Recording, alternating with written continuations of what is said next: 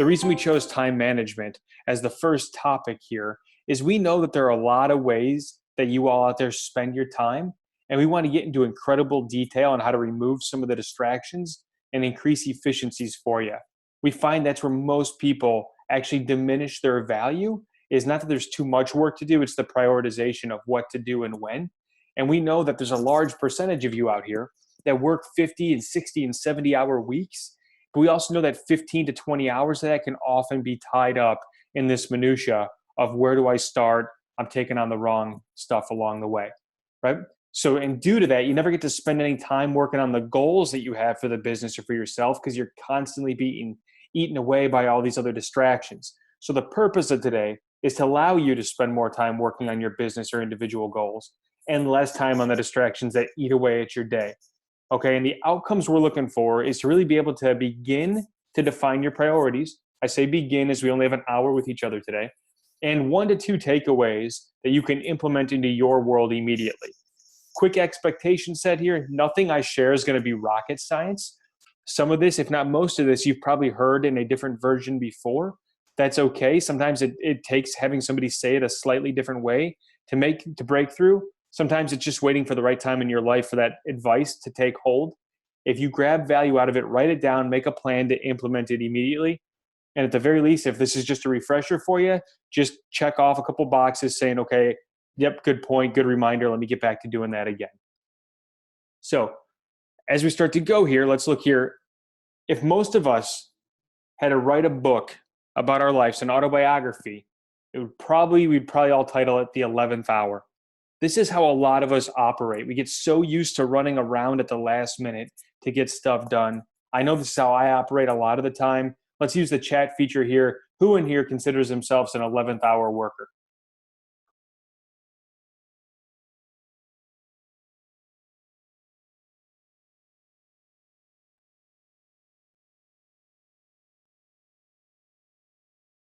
There we go. A couple people. I was going to say we have a room full of perfect people.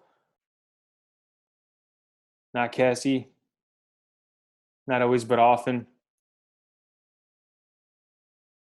Not anymore. Great. Yeah. Joseph, that's not always, but often is probably an answer a lot of us want to give as well. It's not all the time. We find ourselves getting into this. And why do we get there? And the problem is, for some of us, we actually start to believe we do our best work in the 11th hour because that's where a lot of ideas come from. So we actually start to believe we're really good at doing our work in the final few minutes, right? And it's more of a facade. We're not naturally good at operating this way. We've just gotten good at it because we've had to do it so often, but it starts to come with a price. Using the chat room, how many people see this on their cell phone on a day-to-day basis? Some type of warning like this.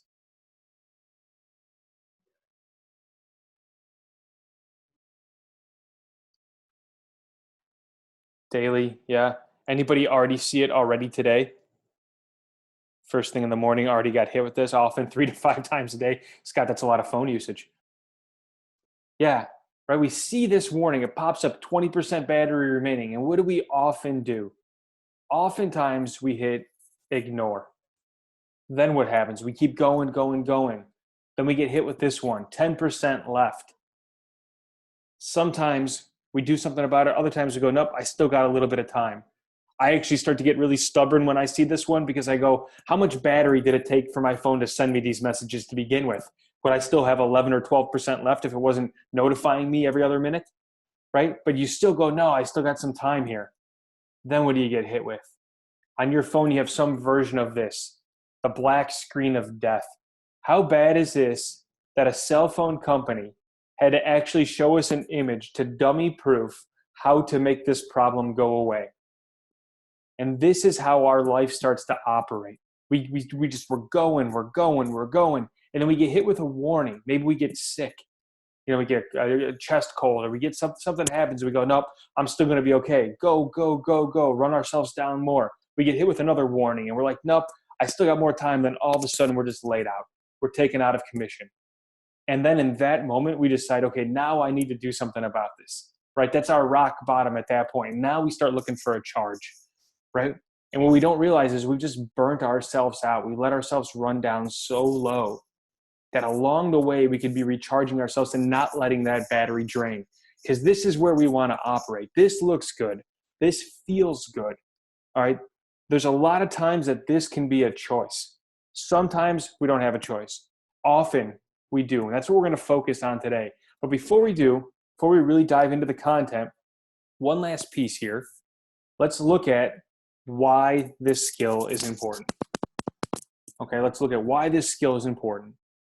Let's look at our yearly salary. Okay, I put 3 different variations of a yearly salary here for everyone to see. $80,000, $100,000, $250,000. Wherever you fall in here, whether it's higher or lower than any of this, just showing a range. All right, now let's look at the number of weeks that you work a year. I'm just going to say everyone has a standard 2 weeks of vacation every year. So you're working 50 weeks a year. All right, then let's look at if you make this much money on the left and you work 50 weeks a year and you work 40 hours a week, this is your hourly worth.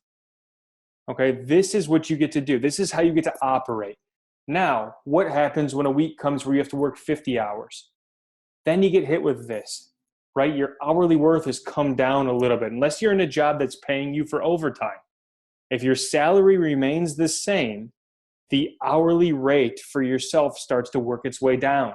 Then we've got our people that work 60 and 70 plus hours, and our hourly rate just keeps dropping. But oftentimes we view the hours we put in as adding to our worth. We say, no, my boss knows that I'm doing well, or everybody knows I'm doing well. My employees know I'm doing well because I'm putting in all these hours. But we actually end up devaluing ourselves a lot of times because our income is staying the same and our output is going up. And part of time management and priority management is focusing on the stuff that is going to add up to the hourly rate. Getting rid of the stuff that doesn't make sense for that hourly pay anymore. If you make $125 an hour, you don't need to be doing the same tasks as somebody that's making $40 an hour. If you're making $40 an hour, you don't need to do the same tasks as somebody who's making $10 an hour. At some point, we have to work within our bracket to justify that income, and that's how we show our value, not in the hours that we work. All right, now just big scale perspective, if you wanted to pull in $1 million a year, you have to figure out a way to be worth $500 an hour in a 40-hour week. Okay, so that's what we're going to talk about today, just looking through this lens and removing some of that I have to do this to earn this. And for me, my quick story was when I realized that time was controlling me. And see if this rings true for some of you here. I all of a sudden one day realized I wasn't sleeping when I was tired. I was sleeping when I was allowed to go to sleep, when things got done and I could finally get to bed. I wasn't eating when I was hungry. I was eating when my meetings were over. I was eating when the time allowed for it. So sometimes I'd eat breakfast at 10:30 and I'd eat lunch at 11:30 because that's the only time I was going to be able to squeeze it in. Not when I'm hungry. I didn't get to go out when I wanted to and see my friends. Half the time I didn't even get to go to the bathroom when I wanted to. I sat there going, no, I got 3 more meetings. I can't go. I'm going to have to wait. All right, and here's what really got bad for me is I started canceling some doctor's appointments. I have a health condition and I would have doctor's appointments coming up and I would start to cancel them because I was too busy being consumed by my day. And I sat there one day and I just thought, like, how bad is that?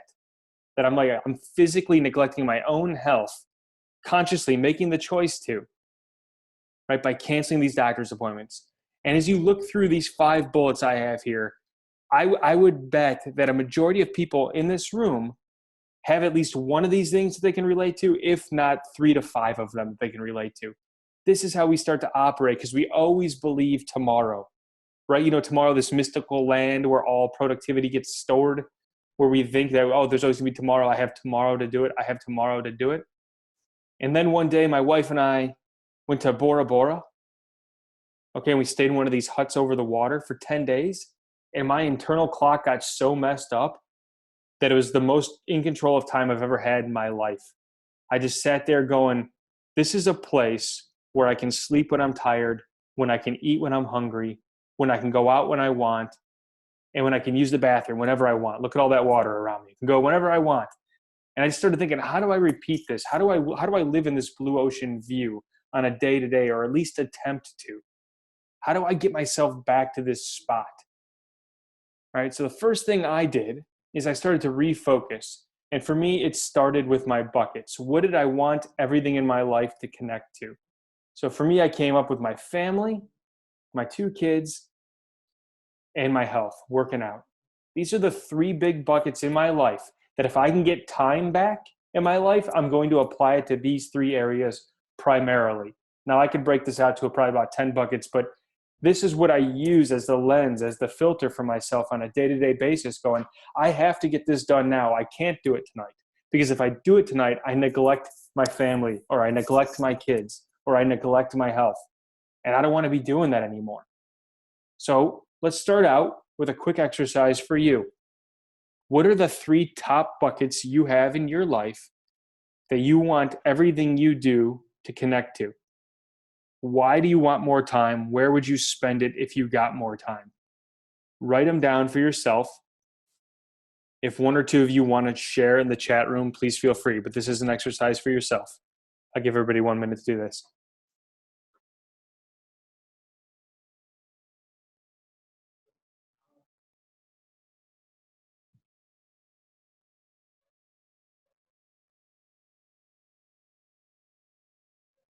Anybody want to share 1 or 2? There we go. Fitness, vacation time, and family. Awesome. And Kim, how often do you get on vacation currently every year?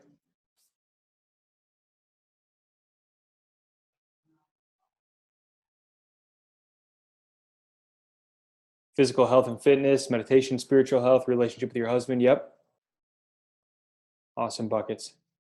Kim, you said about 1 time a year. Yeah, you'd like to do it more. Okay, more travel, more time with your son, 0 vacation. Sheila, right now you don't have any vacation. Is that what you're saying?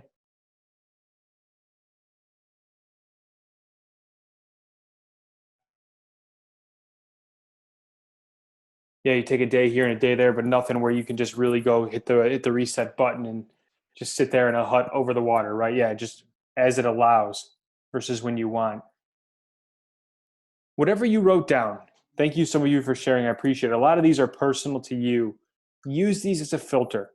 Use these as a lens to operate in as you move forward and you make decisions. What am I going to work on? Think back to what that connects to. What is my worth and what does this connect to? Okay, I want more money because I want to be able to send my kids to school. I want more money because I want to be able to take a vacation and do the things I like when I'm older. Connect it back. The more you start making that association of like bad decisions with your time equal time away from your buckets, the more you start making that decision, it'll really start to shift how you feel about these situations. I had to work on a weekend 2 weeks ago. I had to work on a Saturday because I made some bad decisions during the week and didn't focus on the things I was supposed to. And my son was saying, can you play with me? And I had to say no because I had to work. And when you make that connection, okay, it eats away at you. There's an accountability factor to that. It was my fault, and I can't let that stuff happen again, and neither should you. Use your buckets as a lens. So right now, using the chat room, what is your biggest worry on a day-to-day basis at work? Biggest time suck, the biggest worry, your biggest concern? Use the chat room feature here.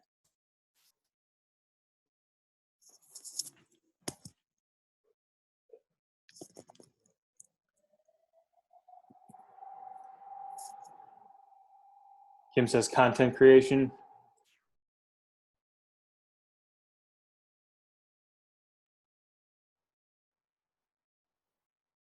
Administration having nothing to do with your business services.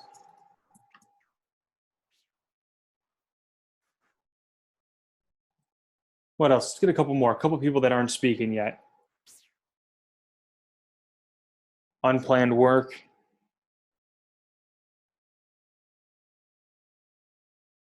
Joseph, Kevin, Lisa, Lindsay, Denise, conflict among staff. Yeah.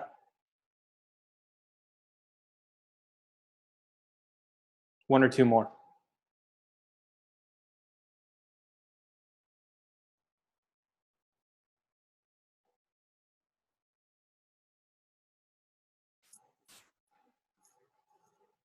Not providing helpful tools to your staff. Yep. Oh yeah, big concern, right? Trying to keep everyone happy and still get work done. Sheila, that's like all but impossible, right? All right, let's keep that in mind. We're all saying, yeah, we're all sharing this with each other. Some of us are probably looking at some other people's worries and going, yep, I've got all those worries on a daily basis, all 7 that just got listed. So now we're going to talk about time management and priority management. Difference between the two: time management is acting in the moment that's happening right now. Priority management is the ability to be able to plan before it happens, right? We plan and then we manage the time that we've just planned. All right.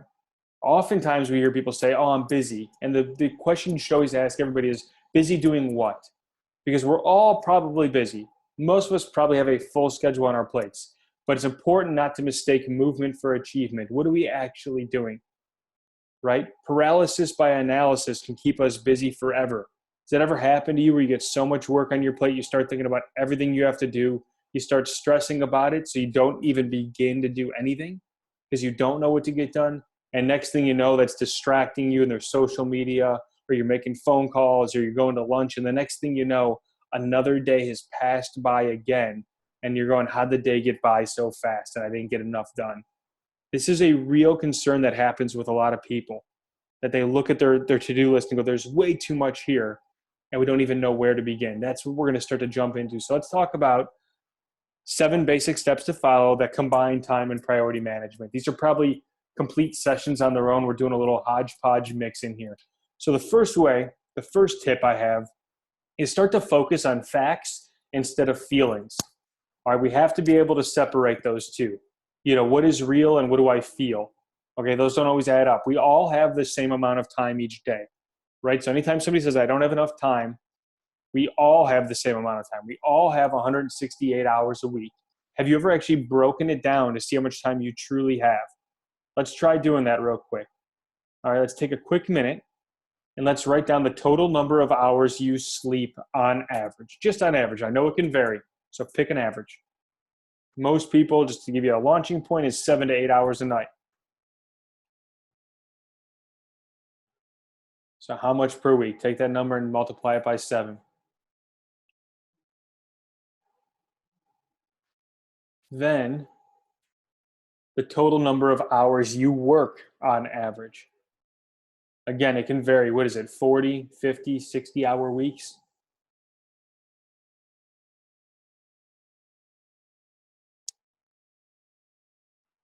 Then what I want you to do is I want you to add in another 42 hours, okay? We're going to call this family time, commuting time, eating time. Okay, and I'm being generous by saying you probably spend 42 hours doing all that. Okay, but let's say that that's what you get to do right now, 42 hours of that. What are you left with at that point if you add up all those together and subtract it by 168? What are you left with? I'm going to launch a poll, use the poll, and just pick the range of hours. I'm going to call it passion time that you're left with.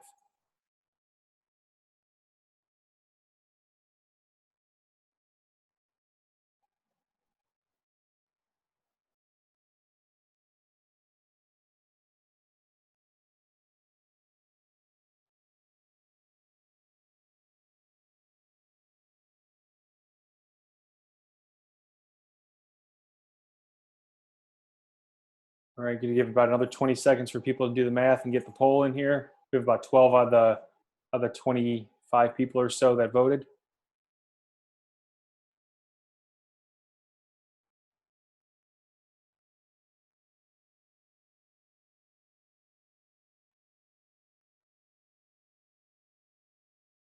All right, over half the room voted. I'm going to end the poll. If you're still doing the math, that's okay. It's an important number to know for yourself.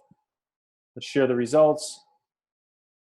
So 31% of the room said they have between 0 and 15 hours of passion time each week. 38% of the room, the majority of the room, said they have between 16 to 30. 25% of the room said 31 to 45 hours. And then one person said they had 61 plus. Whoever that is, the rest of the room hates you. I just want you to know that. But that's awesome that you have that much time. If that was the accurate math to that, good for you. That's great time management. As you look at that and you start to figure that out for yourself, what does that make you think? Use the chat room. What resonates with you as you do that math?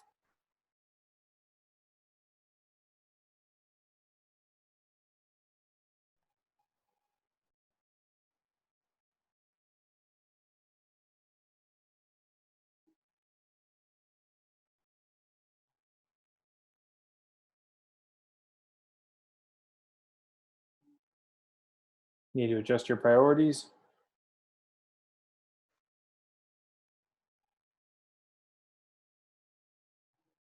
What else?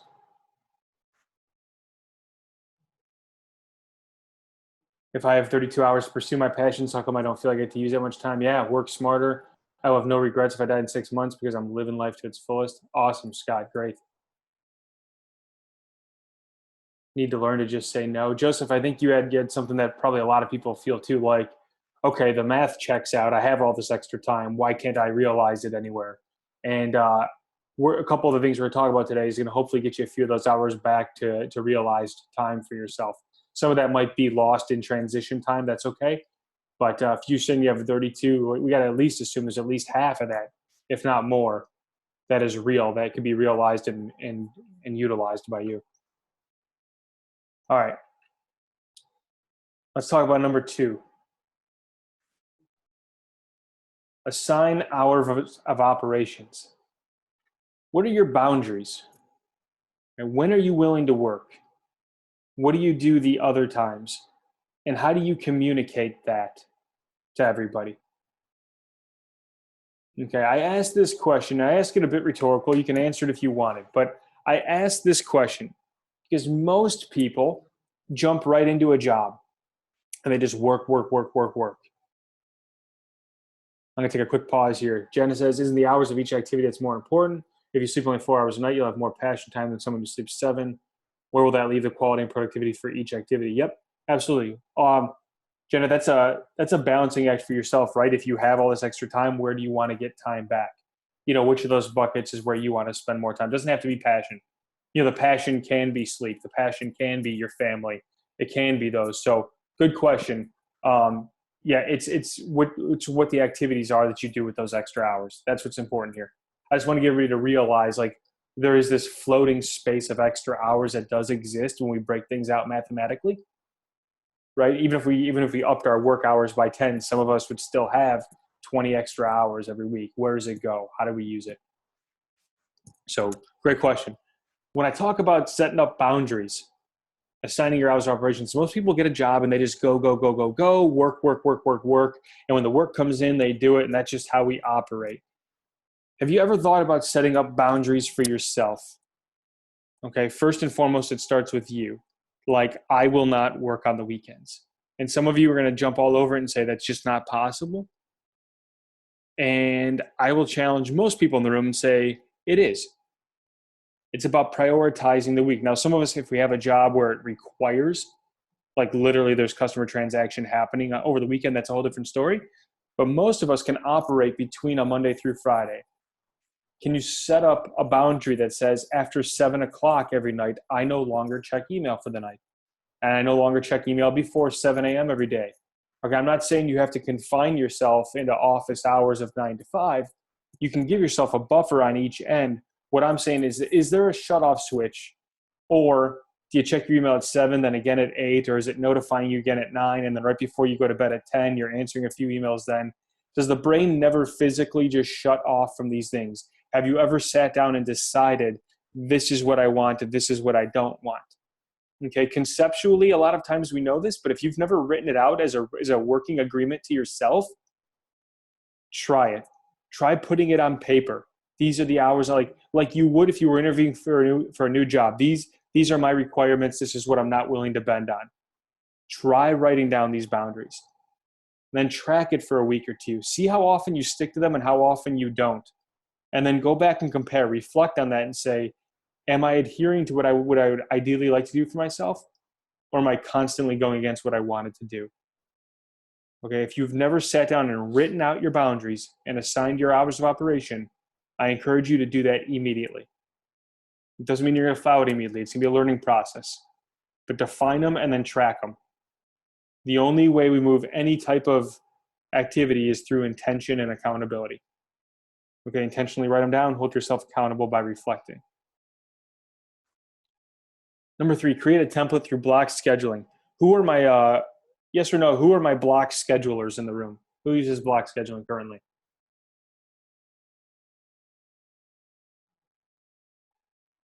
Kim does. Who else?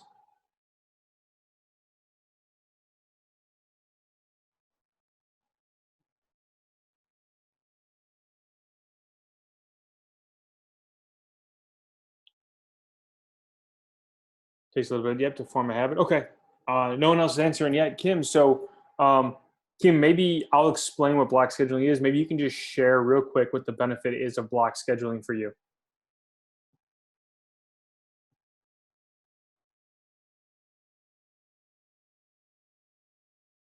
Focus time. And what do you mean by that for those of us that have never heard of this before? What do you mean?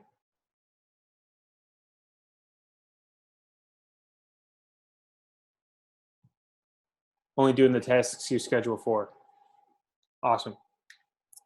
I appreciate that. So for those of us in the room, yeah, do you ever find that you're extremely busy one week and then the next week you're looking to help other people because you don't have enough and then you feel really good that you got all caught up and then the next week after that you're just slammed again? If that resonates with you and you feel like that, block scheduling will be very important for you because you need to pace yourself. So one, use goals. What are your big goals for the week? Okay, now consider like admin days, client days, development days with your team, right? That'll help you get back some of your time if you have dedicated time to work with your team each week, where you can begin to coach them on stuff that they no longer have to ask you for the future. Your rest days, your personal time, when you want to go work out, when you want to eat, your travel time. Think of these big blocks, right? And start to break down all the tasks that go into those big blocks. So some of you, you might have a block that says, I need to be doing, I need to do 10 hours of sales every single week. And you might schedule yourself 2 hours each day, Monday through Friday. Great. What are the tasks that go into that sales block? Okay, today I need to make 50 phone calls. Today I need to get out 3 contracts. Today I need, set yourself the tasks, right? We're going macro to micro. All right, the big goals, the big blocks are the macro bucket. The tasks are the micro bucket at that point. All right, then what you want to do, you want to prioritize. Prioritize properly from most important to least important. I'm going to share more on that in a minute. But priorities are the first thing that you schedule. So if in your day, so if time starts slipping or somebody starts taking away time from your day, you still have the rest of the day to get your priorities done. Okay, but if you stack priorities to the later half of every day and something comes up, time just got away from you, you wasted another day, and now you're working nights or now you're working weekends. All right, we talked about number 4, schedule any extras you have, breaks, lunch, have a bucket of what we'll call slush time available. So slush time is just like this block, say like on Thursday, you want an hour in the afternoon of slush time. Just block off your calendar for an hour. And anything that comes up Monday through Wednesday where somebody sneaks in something else for your week, you now have an hour for something like that on Thursday. You can say yes to it if you have that slush block open. And if you don't, you can say no to it at that point. Okay, the reason you do block scheduling for the people in the room where you find it hard to say no, block scheduling will help you immensely because you will just look at your calendar and your calendar will tell you what you're supposed to be working on. And you literally then don't even have a choice. You literally can show somebody your calendar and say, I am completely slammed. I cannot move anything else. Or if you have a slush bucket, you can tell people, I have 1 hour on Thursday where I could work on that. All right, block scheduling helps you be able to think of your other options besides saying yes all the time. Include your personal too, include workouts, hobbies, travel. Get all that in here so you don't get double booked on anything. All right, if you have it in your calendar that you need to be at the health club at 5:30 each day, you're going to be working really, really hard to make sure you get stuff done on time. Whereas if your calendar is just wide open afterwards, we just have a psychological need to take advantage of open time. Most important piece, and Kim can probably tell you this, most important piece of block scheduling is to plan to plan. One of the blocks that you create for yourself every week should be a prep time block for the next week. So for me, every Friday at 3 o'clock, I've got an hour where it says plan out the next 3 weeks. Okay, and once you get started into that, it no longer takes an hour to do it, but you just comb the next 3 weeks and say, what projects do I have coming up? Are there any I can pull forward based on projects I've already gotten done? And do I have the right amount of time allocated to each of these to ensure I hit my goals? All right, so that's block scheduling. Tip number 4, here's where half the room's going to hate me. Stop keeping a running to-do list.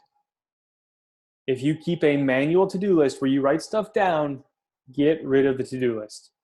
Okay, there is nothing more than a constant stress reminder of having this big list of stuff that you have to do just floating in the ether.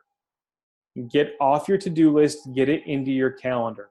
Schedule them into the blocks you created. If it's a sales project, it goes into the sales block. If it's an admin project, you have a block or two of admin time each week. Get the stuff into the right buckets, get it off your to-do list. All right, I know we have the need to be able to cross stuff out. It makes us feel good to cross stuff out.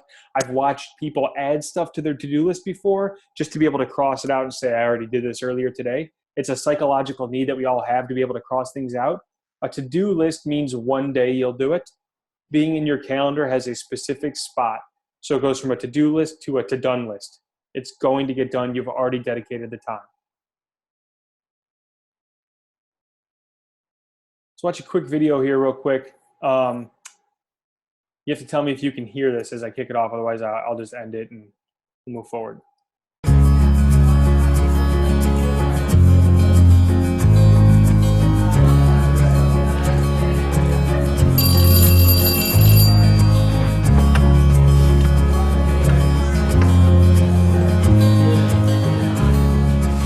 Good afternoon, everyone.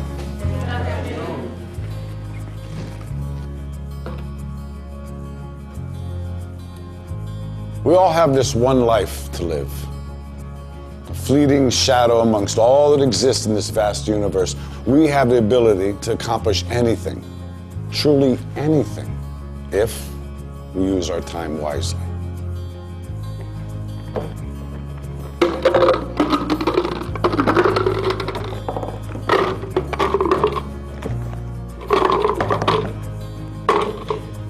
Is this jar full? Yes.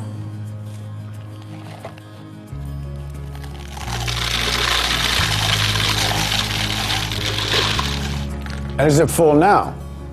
Yes.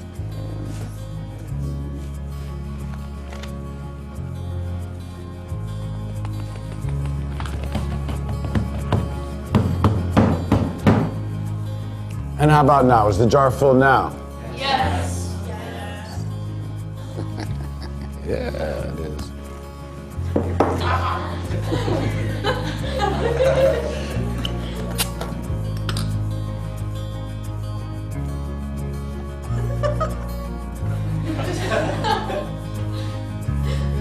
Now, I want you to recognize that this jar represents your life.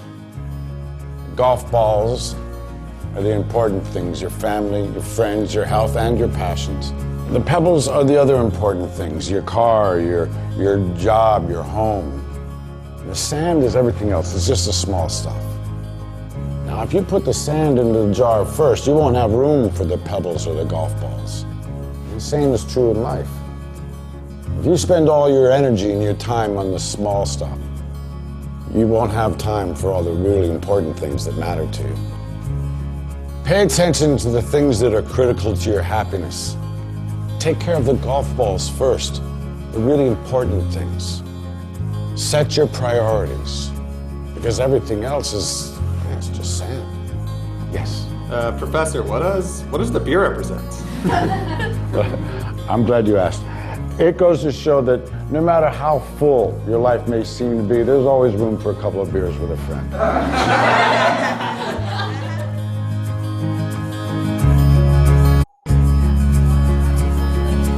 Sorry, I'm not going to make you watch that again. Just give me a second. All right. So when we watch that, what do we take away from that video?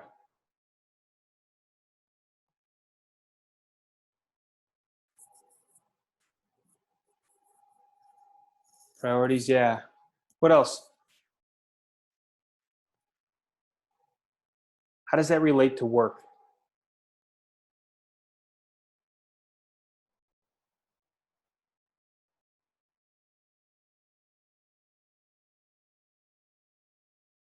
When you see that, he talks about the golf balls and the pebbles and saying, do the important stuff first. Yeah. Tony, that's right. Do the important stuff first. Those of you that are familiar with Stephen Covey, you've probably seen this before. All right, the urgency quadrant, talking about prioritizing urgency. Okay, we're going to use the same concept from that video to talk about your work. Stephen Covey suggests there's 4 quadrants when it comes to prioritizing urgency. Here they are. Quadrant number 1 is the stuff that's urgent and important. Think of this like stuff with a deadline, anything that's 911, right? It's a crisis, it's an emergency. I have to get it done right now or something's going to happen. Okay?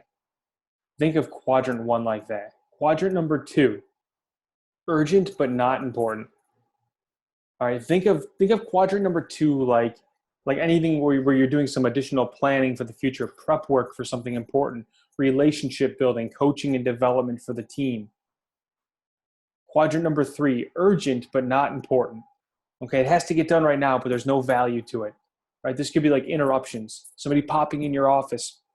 Hey, do you have a minute? It could be some of the emails that you get that you just check all the time. It could be some phone calls or text messages you're just looking at. And then quadrant number 4, not urgent, not important. These are just time wasters, things that don't add value to the day, right? Let's launch a poll real quick. No, we won't use the poll. Let's just talk about it in the chat. What quadrant do we want to live in ideally? What quadrant would be the best for us to operate in on a day-to-day basis? 1, 2, 4, 1,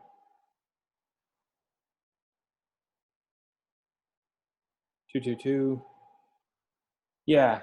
So Q1 is a bucket that we have to operate in first, right? We recognize that. That's a need. That's urgent. We have to get it done right now, and it holds value. That's important. The ideal spot that we would like to be able to operate in is quadrant number 2. We want to be able to focus on stuff that's important, but not immediate. Okay? And what happens is we start to actually shift things into bucket 1, into quadrant 1. We do that to ourselves. Okay, through bad priority management, we delay, we hit this 11th hour, and then something that was important and not urgent has now become important and urgent. It moves its way up, and all of a sudden now it has to get done tomorrow or else. And what we're talking about today through scheduling, through block scheduling, through setting up boundaries, right? Through making sure things fit into the right buckets, we're talking about setting up a life to where 80 to 90% of your day can exist in quadrant 2. I'm focusing on things that add tremendous value to my business, that add tremendous value to my growth and development, but they're not urgent. They're not attached to a deadline for tomorrow. And this is what keeps stress down. This is what keeps work levels down. This is what keeps the number of hours you put in down, because you're getting well ahead of it. So quick tips and reminders for everybody in here. Any repeating activity that exists right now in quadrant 1 for you should be moved to quadrant 2. Okay, what I mean by that is any meeting, anything that you can plan and get ahead of should not be urgent. If you can plan for it, it becomes quadrant 2. Okay, when you cannot be in quadrant 2, you're going to exist in quadrant 1, but think about, how do I get this to become quadrant 2 in the future? How do I remove the stress and urgency level of this to where it's not going to be urgent in the future? Think like, what sucks me into Q1? Other people coming and saying they have an emergency or needing something right away, right? Sometimes it has to be addressed. There's other times that it's just tough love and we have to tell people no. We have to be able to delegate or leverage, which we'll talk about. And we have to let people know that their lack of planning doesn't constitute your sense of urgency. We have to be able to take back control and put things into the right spot. And of course, this is the way we would schedule these. If you keep a block calendar or block schedule your A's, then your B's, then your C's, then your D's. You should probably never schedule D's. If something's not urgent, not important, probably has no place in your work life. All right, so just move that out and move on. A big miss that I see where people can actually help themselves out a little bit more to remove the urgency, we'll call it do, right? Do versus do. There's 2 types of them. You have your due date, when a project or a goal has to be done. And then you have do, which is the work you're going to put in to make sure that that project or goal is ready on the due date. Okay, I watch this happen backwards a lot. Most people schedule the goal. They schedule the due date. Here's when this needs to be done. But then they don't go into their calendar and schedule all the time to actually get it done. They just assume that they're going to make time for it along the way. And you need to schedule both of them. Schedule any of the prep work, schedule an outlining time, schedule time to actually work on it, and schedule a review time for yourself to ensure that you are ready for that due date. This is how you can start to live in bucket 2 over and over and over. Do versus do. Last piece here before we move into some questions. Know your options. Okay, don't force quick scheduling if it's not needed. It's okay for you to have a line. Okay, you have 3 options. You can delegate, you can leverage, or you can say no. All right, delegating, you find someone else that can do it and trust them to do it. For my perfectionists out there, sometimes you have to be comfortable with just good enough. Okay, if it gets it off your plate and it doesn't fit into your monetary value of what you're worth for an hour, get it to somebody where it does fit, delegate it to them, empower them, and then trust it. And as long as it reaches the same goal as you, let it be. Leveraging. Okay, if you're somebody that gets a lot of phone calls and you have a commute to work, can you make the phone calls while you're driving? If you have a team and you're doing coaching, can you listen to your team's calls while you're working out? Is there anything that you can combine together to make sure that like I'm killing 2 birds with 1 stone here? Okay, and help myself out in the long term. And then sometimes as well, you can listen to things at 2 times, 1.5, 2 times speed. So if you have to listen to a seminar, if you have to listen to something, speed it up. Do it while you're doing something else. Leverage, use these options. And then saying no. We're taught this when we're young. We're taught to say no, and it's okay to. People start to respect you more when you say no. All right, if you have a full calendar and you just say no and you provide a reason, okay, say no. We do this very backwards. We find ourselves in life saying yes to things we don't want to do, and then we say no to things that we do want to do. It's very opposite of how we go about it. So I'm going to watch a quick poll here. Which one of these 3 is the hardest for you?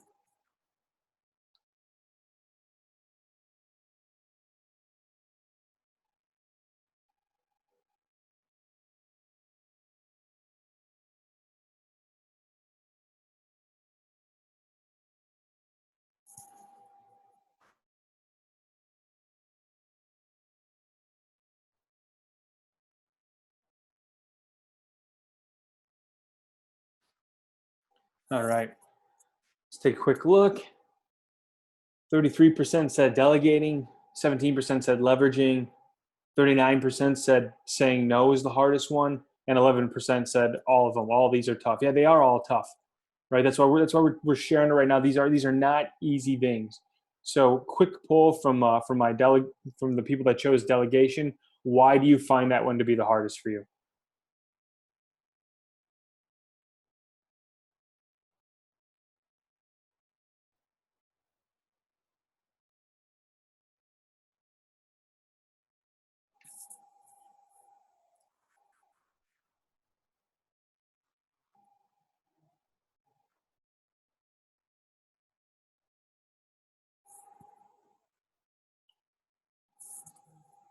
Let's go back to the chat room. Those of you that chose delegation, why do you find that to be the hardest for you?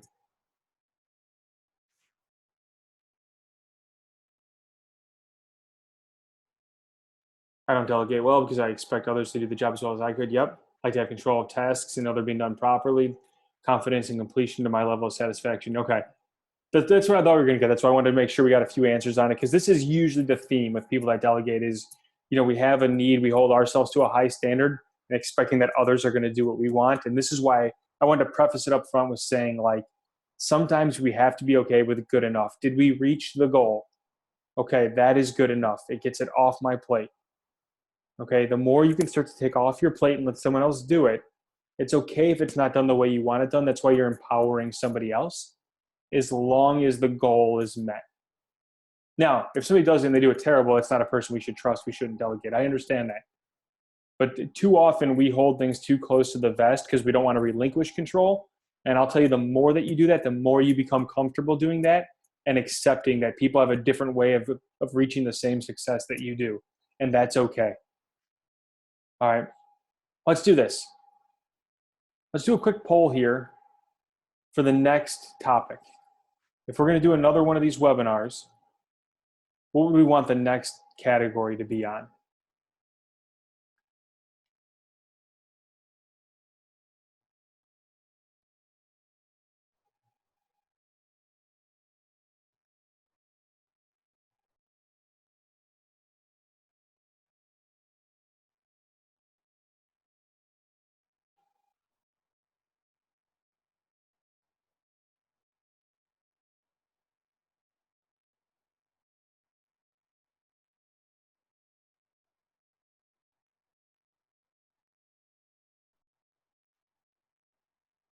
All right, it looks like 35% said marketing.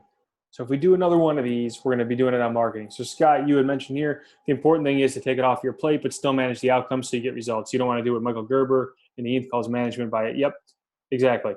Right. The important thing is get it off your plate. You can still coach and work people to the outcome, but you want it to be off your plate. If you don't start moving that route, it's not going to happen. So quick poll on the room for 2 minutes, and then I'm going to flip it back to Cassie here, and she's going to talk to you about a few other things here. So let's do a couple takeaways that you got from today. What are one or two things that you were able to pull from these 7 tips or things that other people have mentioned in here that are sticking with you where you go, okay, I could probably put that in effect today. I'm going to go try that. One or two things. Use the chat room.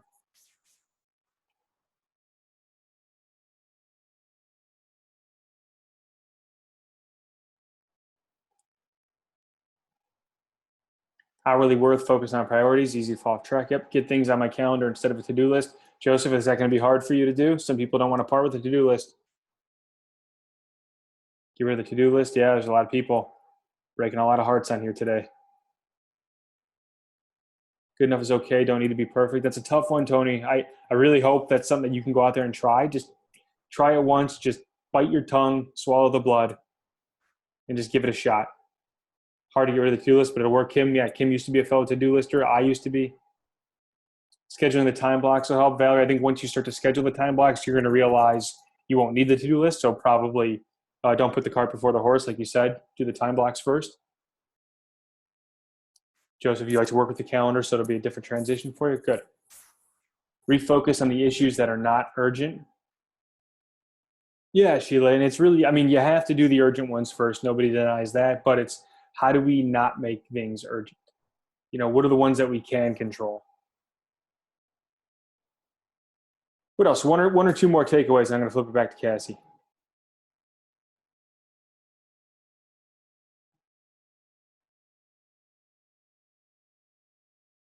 Time blocks, Catherine, yep.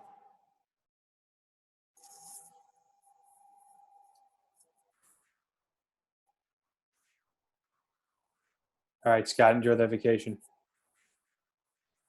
For 10 days, look at that. He sneaks that in on everybody. The right hook on the way out, knocks out. All right, let's flip back to Cassie. Cassie, it's all yours. Well, I'm super excited for Scott and his vacation and giving us a little bit of FOMO there. So anyways, thanks so much for participating in today's webinar. Vince always gets me when he says no to-do list because much like many of you, I am very married to my to-do list. So I'm a work in progress.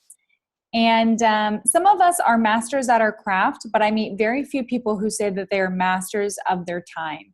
And I think that in order to be productive, like Vince broke down, to manage our time well is to allow efficiencies in a lot of areas of life. So thank you, Vince, for that content.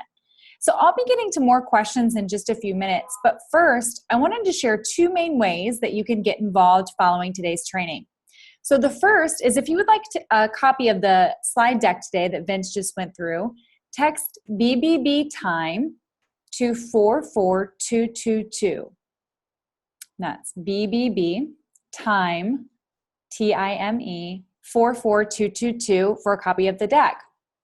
The second is if you are wanting to take time and priority systems for your business to the next level, we're offering 30-minute complimentary sessions for those of you who are wanting a complimentary solution for your business. A customized solution for your business, excuse me. Feel free to find a time to chat with me, and thank you, Vince, for popping that in the chat. Using my calendar booking link here that you can book me link, or emailing me directly at Cassie@cultivated advisors.com. We would love to learn your story, understand your unique situations and challenges, and the opportunities as to how these might be overcome.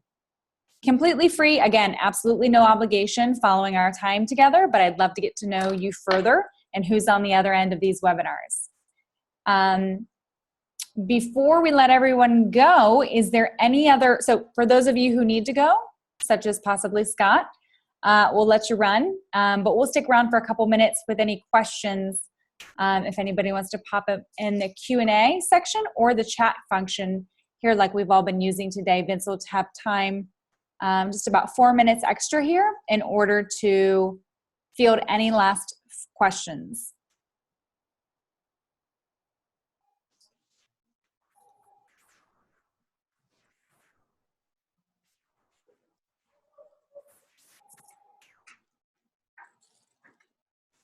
Going once.